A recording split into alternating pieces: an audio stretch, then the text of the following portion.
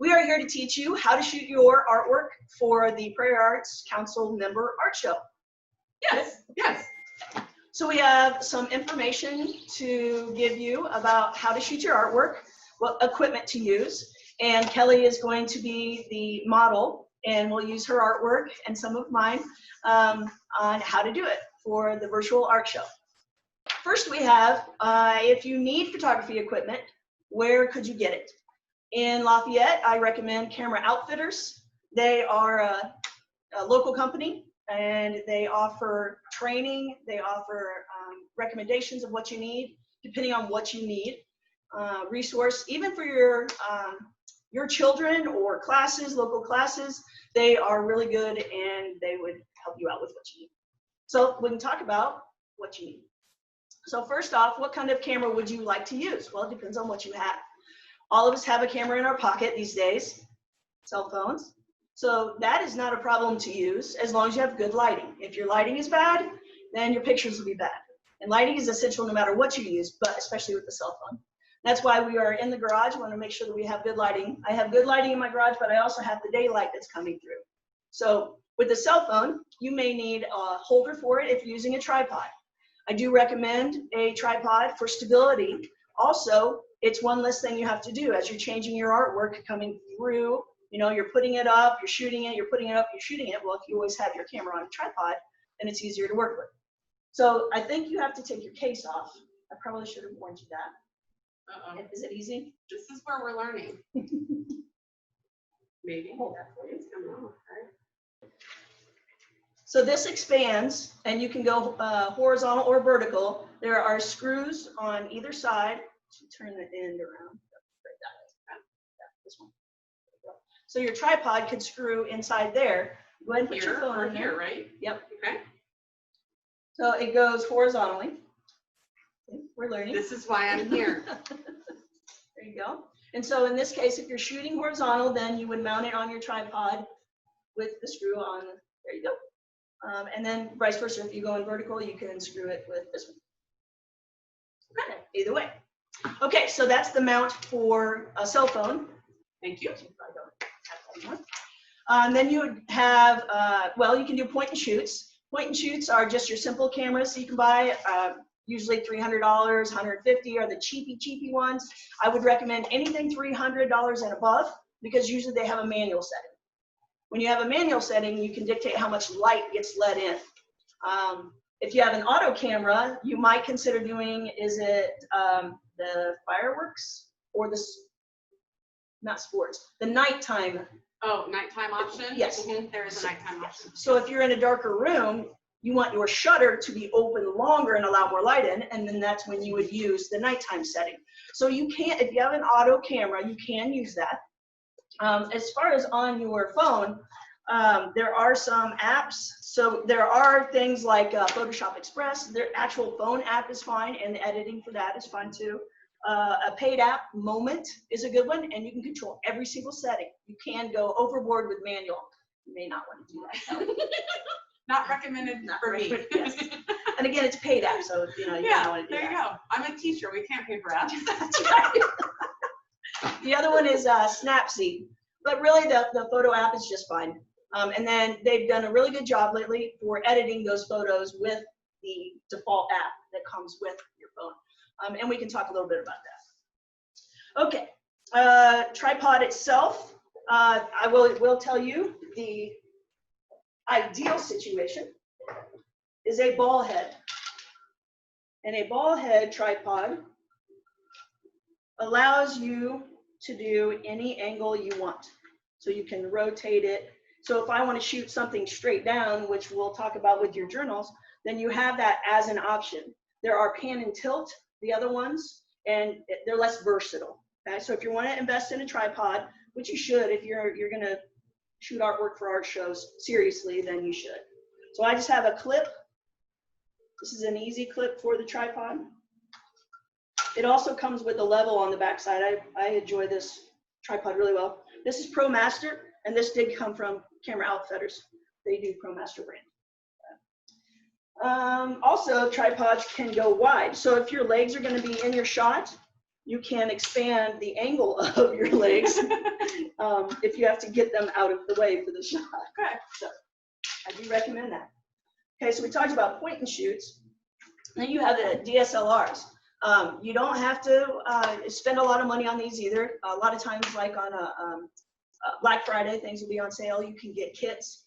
I personally recommend Canon, but you also may want to consider those around you. What do they have? Right. Because you may want to borrow lenses from your friends. Or you can get help from your friends. Yes. I don't know Nikon as much. I know basics, right? So, but if Kelly needs help, if she invests in a Rebel, she might want to get some help from you. From somebody who has a Rebel. Yes, exactly. So you can do a DSLR to change your lenses, and you can do a zoom and a wide angle. I would suggest the landscape or wide angle one for shooting these. The zoom, you'd have to be away from your artwork a ways. Camera position. So talking about two-dimensional artwork versus three-dimensional artwork, the most important thing with 2D artwork is that you are in line with it. You're parallel with it, perpendicular and parallel with it, so that it's not skewed. Okay? So if your artwork looks like it's tilted back, you'll have to try and fix that in your app. And when you do that, when you fix that, it squashes proportions sometimes. So you want your original to be shot as square as possible. So as little movement as you have to do. Yes. And you want to eyeball that, and we'll show you that. We'll do that with an easel, but you can also do that on your wall. I just don't have enough wall space in my garage. I'll try to do that. And then if you want to submit work for the show, you might also want to do a detail shot. So we haven't really talked about the virtual show in general. Right. You'll have your overall photo of your artwork, but if texture is important, you might want to close up. Or other materials, right? Fibers or whatever else you might have glued on there.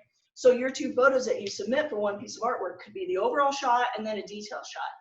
So you just have to zoom in a little bit more with your camera. Okay. So 2D, you got to make sure you're parallel. With 3D, you want to investigate different angles, find out which one is the best angle for your particular artwork. If you're like Bonnie, you have sticks and all kinds of wire and stuff. You really have to decide what one will showcase my work the best. So we're accepting up to three photos for three-dimensional pieces because it might be important to show us something different. And I think taking lots of pictures also helps. I mean, when I do it, I take lots of pictures and try to choose the best one before I do any editing. So take a lot of pictures. It can't hurt, especially digital. Yeah. And you can decide which lighting is better. Exactly. Try it in different places. You won't know what it's going to look like on your camera or when you print it or when you're submitting it until you actually see it. Right. And then we'll talk about backgrounds too. It depends on what's right behind it. Right. Depends on what you have at home. Yeah. You might have to go cheap. Yeah, you might have to get a sheet. Get that bed sheet. Go cheap. So we got angles. Also talking a little bit about reflection.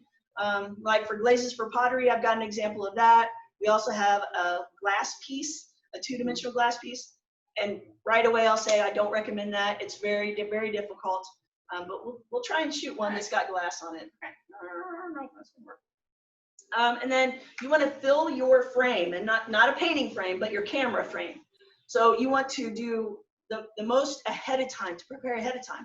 So if you shoot this much of your pictures and this much of your frame and your camera frame is this big, that file size is going to be really small. We'll be projecting on large screen TV, right, for this virtual That's show. the plan. So you want to have as much in the photo as possible. Keep in mind, if you're not square and you try and adjust that parallel or the perpendicular, fix it, you lose some edge. So you do have to leave a little extra on the sides, okay? But not a lot. Not a lot. Okay. So we want a full photo. We want a detail for texture. So at least 2 for 2D work. You can submit just 1. Also, the edges or the frame, if they are vital to show us what your piece will be like, then you may want to shoot a picture a little bit broader out. But if the frame isn't essential to show for this show, don't shoot your mat or frame. Right, because in a gallery format, I mean, a frame is important. It makes your artwork look better. But when you're shooting it digitally, you really want them to see your artwork. That frame is not that important in this aspect. Yes. Kelly brought a piece that we'll shoot that the edge of the canvas makes it look beautiful, and it's a part of the piece. So we'll talk about, you may want to shoot your second photo, including that. All right. Ooh, a little bit about camera settings, Kelly. Uh-oh. Yeah. I don't know anything about this. I'm just going to sit and listen. Well, this will be essential, but if you don't want to do this deep dive, you don't have to. You can keep things on auto, like we've talked about, but you can keep it simple. But we have to mention these things because it's important to know them. Okay, so I did mention at one point about your shutter speed. So the longer your shutter speed is open, the more light can be let in, right? So you're gonna have a slower shutter speed. It's not doing this. If you do this, it would be a darker photo, okay? So you want a shutter speed that shows enough light. So if you just mess around at first and you take a picture and it's super dark, shutter speed, you need to slow it down so it'll be open longer. The slower your shutter speed is, the more camera shake you'll have, and that's where a tripod is essential. Okay? The other thing that affects light is ISO. So the higher the ISO, the more light gets let in. But the more ISO you have, the higher the ISO, the more grain you can get. Okay. Right? So if you have a really high number of like 3200 ISO, yeah, you'll get a lot of light in. So you're but it'll be affecting that pixelated. clarity? Okay. Correct. Okay. Yeah. Now, if you're shooting in the gym, you need like 4,500, and you probably experienced that as a mom, and love shooting golf, didn't you? Yeah, Because it was outdoors. It was perfect. They all turned out perfect. Exactly. So if you're in a garage or if you're in your house and you don't quite have enough light, you can up the ISO. These days, modern cameras, you can get away with 800, no grain at all. You can probably get up to 1600 ISO. I have mine set on default as 400 because I'm on a tripod. My shutter speed can be super, super slow because I'm hands-off. When doing that, you also want to set your delay. Most cameras have delays, even cell phones, you can set it for a delay of 10 seconds, 2 seconds. But what that does is let the camera settle in. The shake disappears. So I press the button, 1, 2, click. So I build in a delay so your shutter speed can be slow. The next thing is f-stop. And that, that's scary. That involves depth. So this is really important with 3D pieces. Right, so if I have a piece of pottery, a woven thing, what part is important? Well, all of it is. So you want to do your best to get most of it in focus. So you would set your f-stop to a higher number, f8, f11, where if we were shooting something like 1.8 or 2.5, it will be real shallow. And your focal point in the camera, when you half press or when you tap your screen on your cell phone, that's what it's going to grab in focus. Right, so sometimes you want to find that middle ground. Usually it's a third of the way in of your object. That's the thing you want to grab in focus, and then more things are in focus. Okay, that makes sense. So if you're a three-dimensional artist and you're going to submit 2 photos or 3 photos of your work so we can see more things, keep in mind you want more things in focus. So that's f-stop. Okay. Or if you notice when you get to your, say, a bigger screen, your computer, you've taken it with your camera, and you realize only this much is in focus, that's why you tapped in the front of your pot, of your base, and the back is blurry. Right, right. And if it's okay with you, that's right. fine. Yeah. Okay.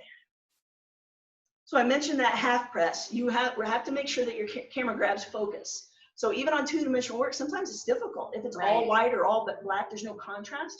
So when you half press, you have to allow it time. Feel your camera grab. Know that it grabs focus. And then you'll notice with your camera, right? Because it'll struggle. Right. Mine does that. I have to go halfway and wait for the camera to really be ready to take the picture and then press the rest of the way. So it takes patience, and you got to get in tune with your camera or your cell phone to realize what it's doing, and then that's less work for you later on. Or you have to set everything back up again. Yeah. Don't take it down until you know you have the shot, because I have done that before. So you've got all the pictures, and then you get back to your computer, and it's awful. You have to put the sheet back up, you have to get the artwork back, the lighting, just wait and make sure you have what you need. Yes, you get all excited about being finished. And start early on a sunny day so you have the rest of the afternoon to possibly take more images. Yes.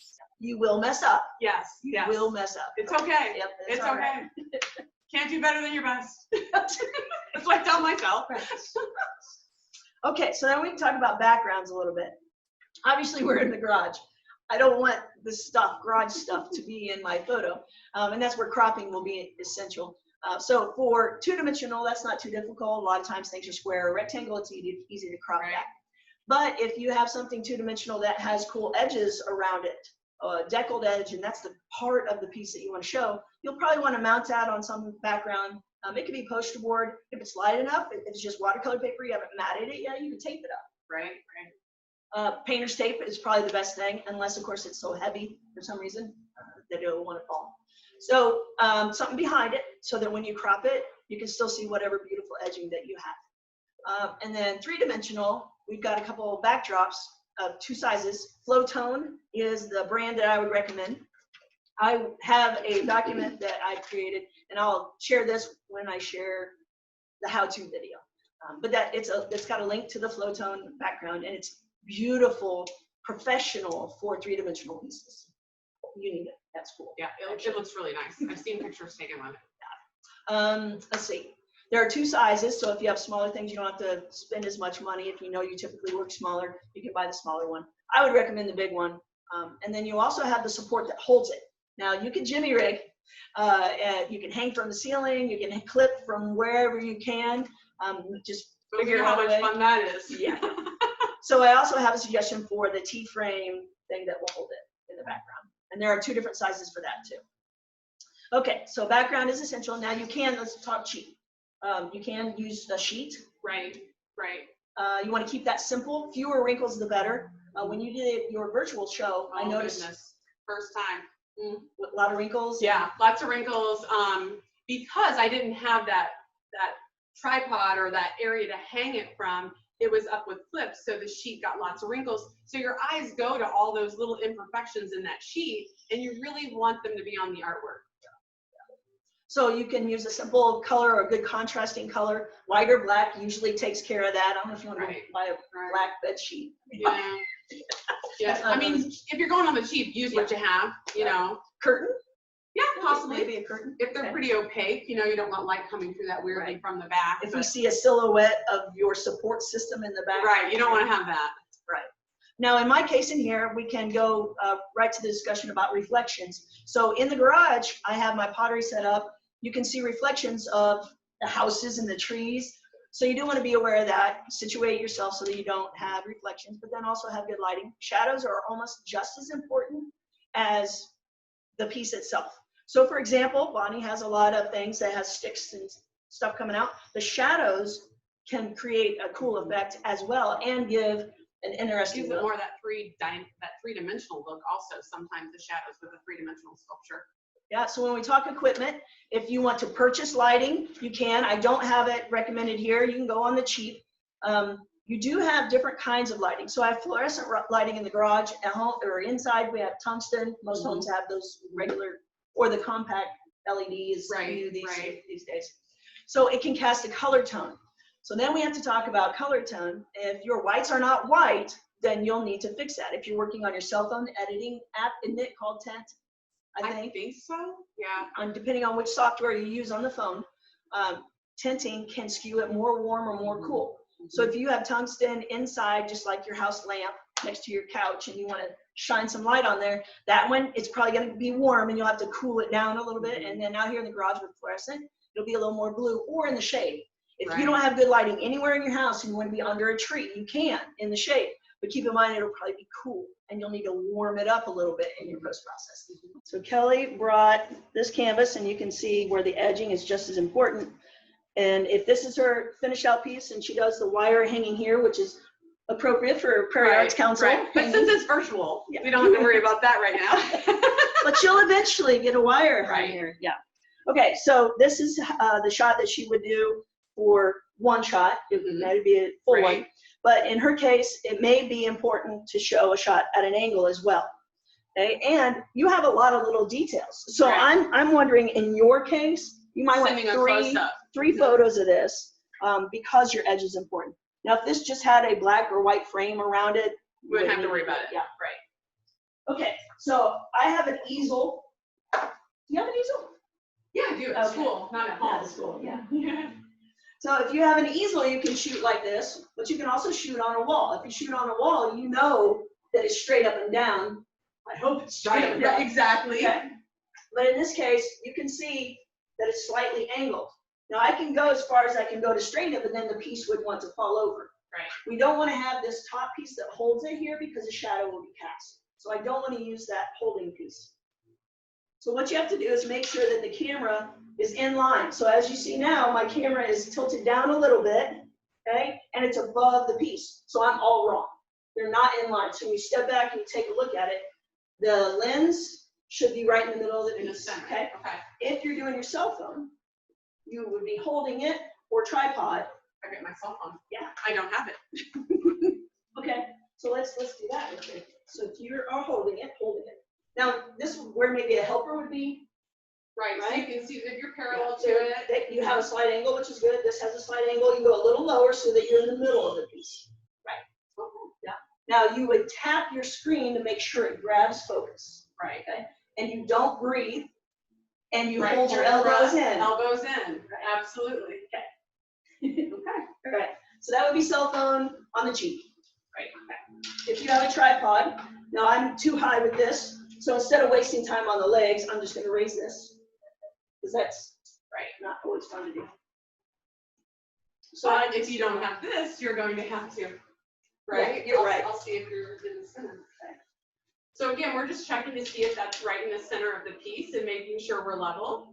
I can go a little higher. Yeah, I think it could go a little higher. Yeah. Now my garage is slanted, so it may be difficult if you have a level on your tripod. It would be wrong. Right. Right. So So that's where taking lots of pictures comes into play too, because you can really look at that and see how it's going to look for someone else looking at it. Yeah, for sure. right, now I can go a little lower. So right now my lens is about here, and I want to bring it down.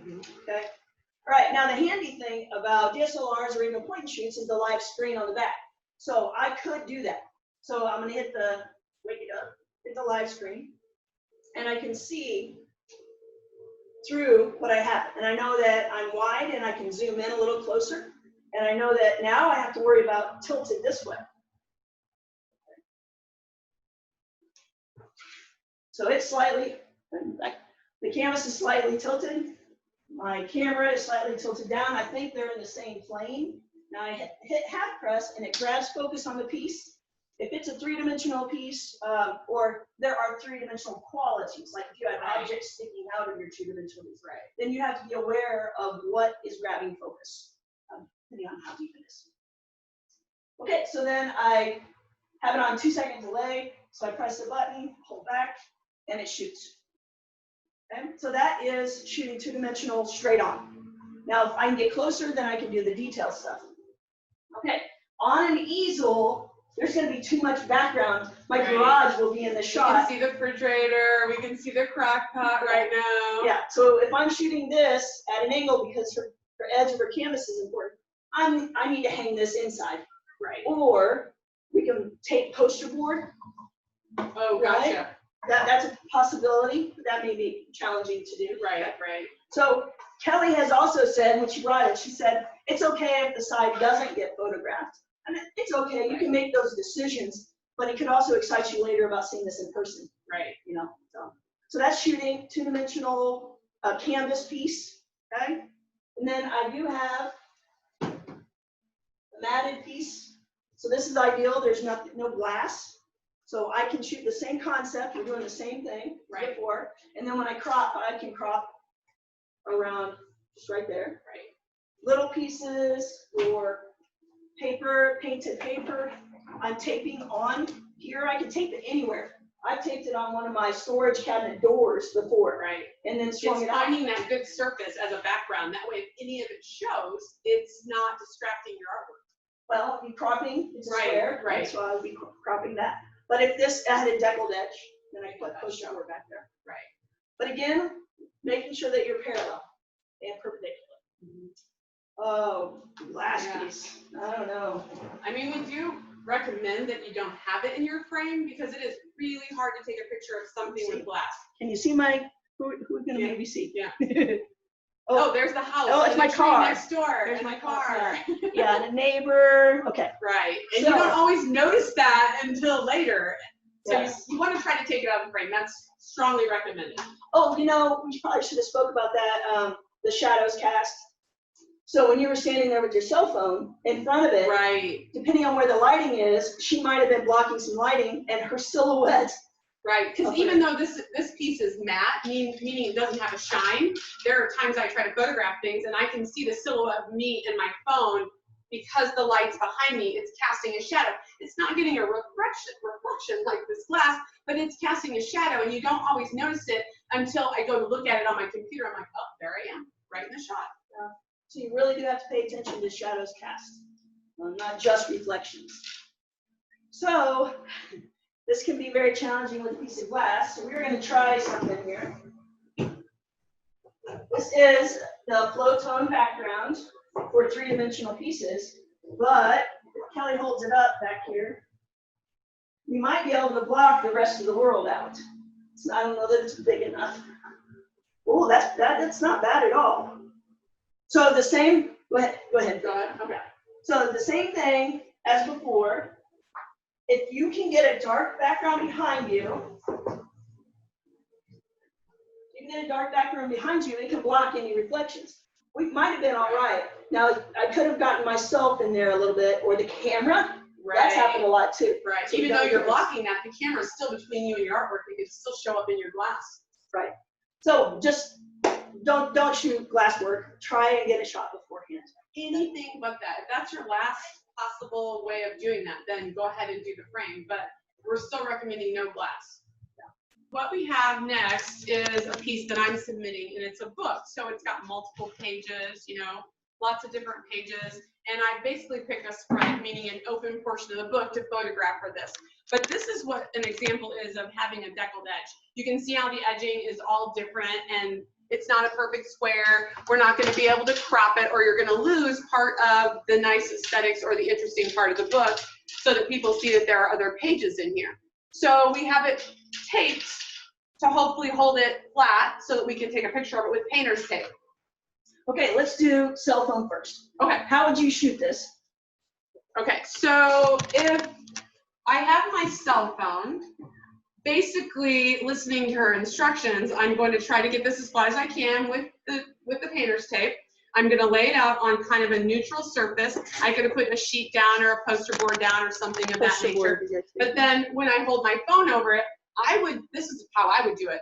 I would try to get it directly above the piece, looking at it through my phone and holding my phone halfway down. My elbows are in. I'm holding my breath. So let's take a look at some stuff. We're looking at the camera right now. I'm seeing a reflection. I'm seeing a shadow. So if it's out here, it's not important because she can crop. Okay. But also, are you casting?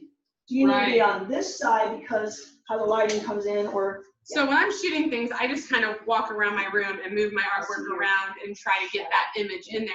But right now, you can see my shadow over top of my book. You'll want to turn your phone because it's long. Right, exactly. But you've got to look for those little shadows and where your lights are and try not to be in front of it. But I'm going to try to be parallel to it, right? Yep. And try to get directly above it. And the biggest thing when I'm doing this is to making sure that I'm cropping out enough of that book, and I'm also not putting my shadow in that image. I don't want that to be a part of my artwork. And so that would be the same thing as with a point and shoot. Okay, but a tripod can come in handy for a point and shoot or a DSLR. And this is where it might come in handy to have your legs spread further apart. You can adjust the tripod, but this is where the ball head is essential. So you can drop straight down with the camera. So then this is parallel with my book now. Yes. And it is vertical the way it's sitting right now. I don't know that we'll be able to go straight down with it vertical. Pretty close. You have it pretty close. There we go. No, it's still horizontal. Okay. Anyway, I would be able to get it. How about we just How about you turn the Oh wait, now we got to turn the table. Oh, okay, all right. That So I'm way going to turn the table. it's guaranteed. Sometimes you don't think just turn the project. Something I forget also. Okay, so my camera is straight down. Now this is also the same thing as before. You want to try to be as parallel as possible. Yeah, just because this is wider. Well, in some cases, couldn't you spread the legs out and pull the table more underneath it Yes. also? Yeah. I mean, that's another option. The other thing I might recommend now, we like seeing how the page is lifted. It gives you more realistic look.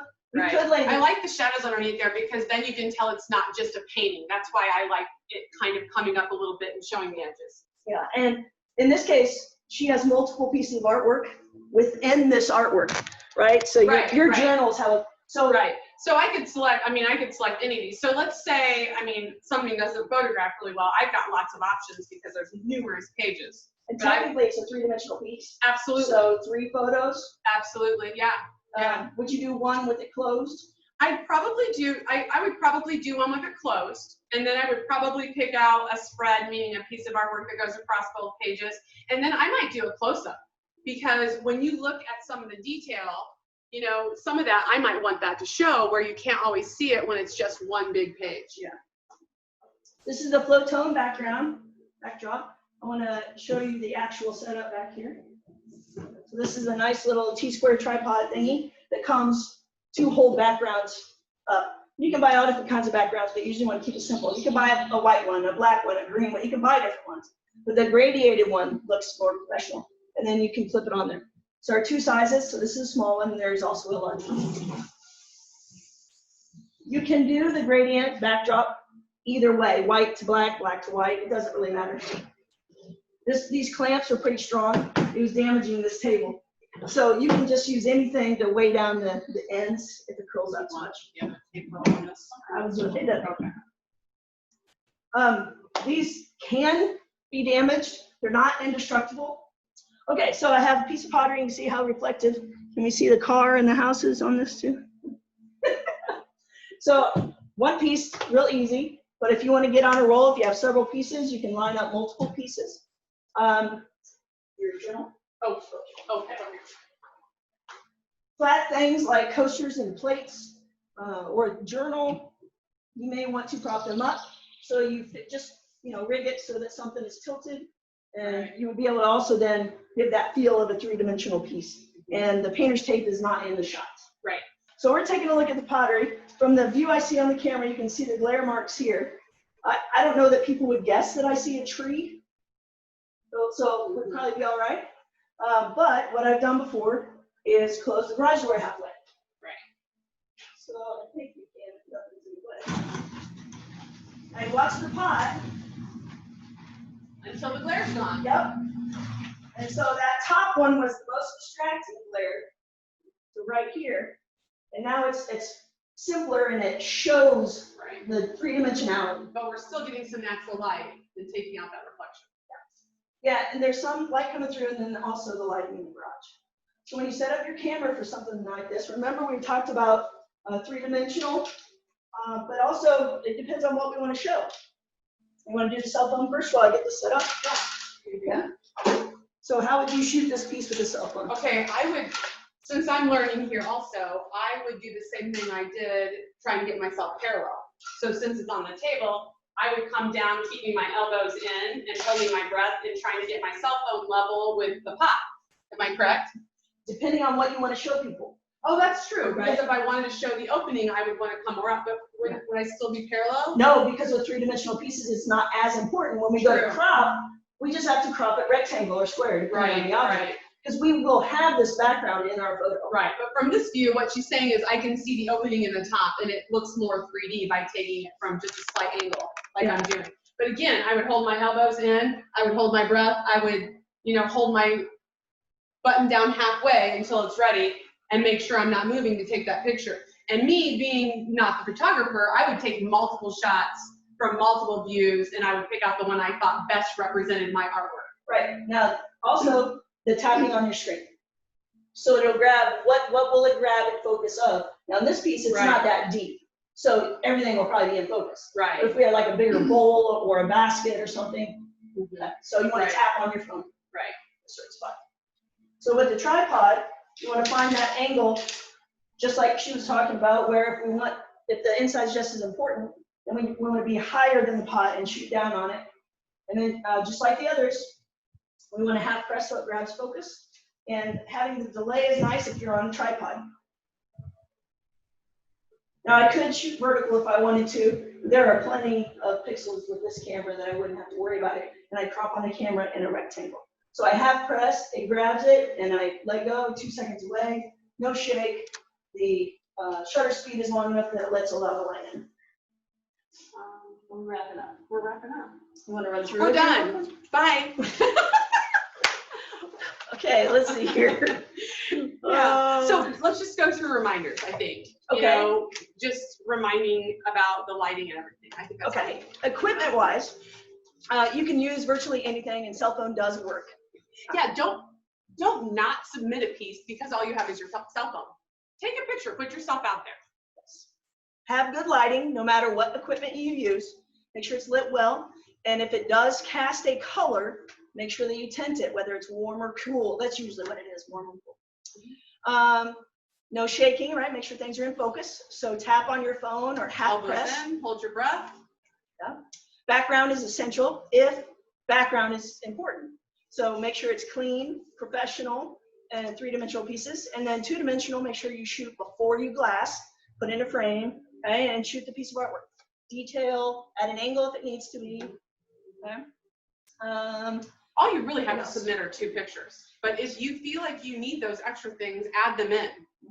And we're doing 2 pieces per member. I believe so, yes. Yeah. But those details will also be on the website telling you exactly what you can do, and you've got a postcard on that issue. Just make sure you follow those guidelines as best you can. A form will be sent out for submission. So just like you do old school submission for the show, it'll be like a Google form, and you can type in your information and upload a photo or 2 or 3, depending on what you're wanting to enter. It's free this year, right? There's no entry fee. However, you do have to be a member. So if it's time to join the renew, Prairie Arts Council. Yes. That's what you need to do. If you're not a member, let's become one, right? Now on the form, the old form, it says renew as a possibility because you are mailing in that form. Right. So you may also have to do that on your own because we won't be accepting money through the Google form. Right. So if you're on a renewal or you're going to be brand new, send the check in, but then submit virtually, and you'll check the box that you will be renewing. Exactly. Okay. Exactly. We're promoting Mural Week. Mural Week. Rensselaer Art Walk. This will be running in a loop up there that whole week or even longer. Embers. I think it'll be at Embers or at the station somewhere up there, playing, in a loop that whole time so people can see your artwork. And then also at the Finnick Gallery. Right. Afterwards, it'll be at the gallery. Galleries are having a hard time opening right now, but that'll be up there so that we can have smaller amounts of people up there to see that. So it'll be up there afterwards.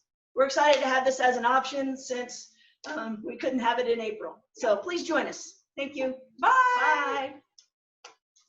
We're done. We have shot our photos and we are ready to get organized.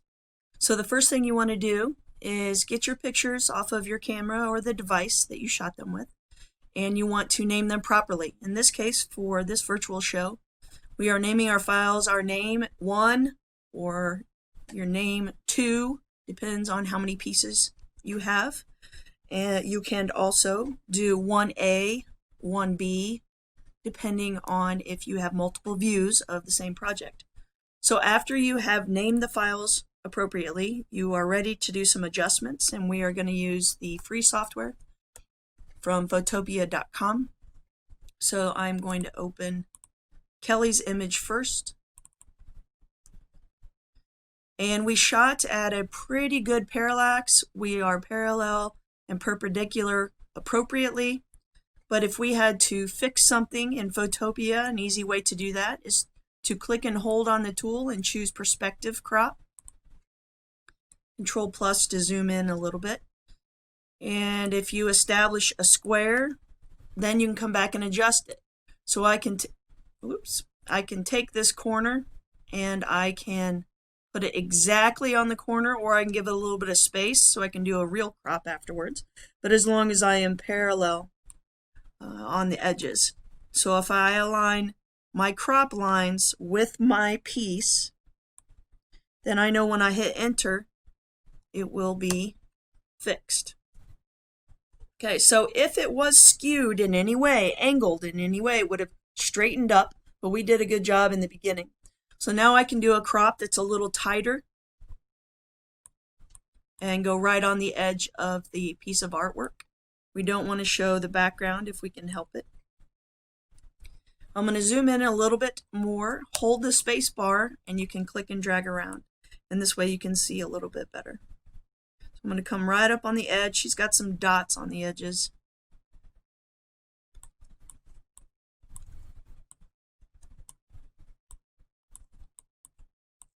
Looks like that should be pretty good.